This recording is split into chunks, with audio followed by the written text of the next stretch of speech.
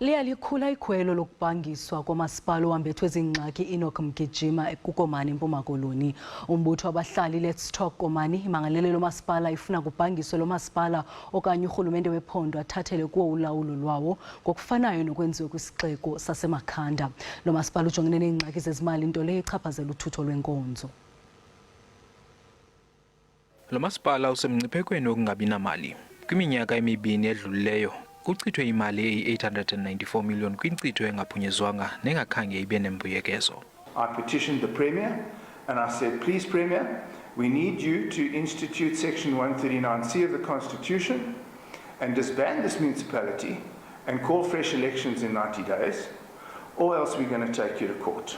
The Premier chose to ignore my plea. Abantu balapha abafumani inkonzo zabo since then. uMaspala untshumpa-ntshumpheka ematyaleni. So siyikora sithi noko bekumele into yobana sibe siyaconsultwa kwezinye izinto and ke ne-service delivery siyayifuna. loMaspala uphantsi kolawulo lwe-ANC. Ukhongolose ephondweni unembono ethi uRhulumente wephondo makathathele kuwo ulawulo loMaspala. ubuRhulumente bephondo mabungenelele ngokupheleleyo buthabathe ulawulo ingakumbi kwimicimbi yezezimali ukuqinisekisa into yokuba uMaspala uyancediswa ukwazi ukuyokufikelela ekugqibeni ukwenza ukuvuselela uMaspala ukuze abe sesimeni sokwazi ukwenza imisebenzi yakhe.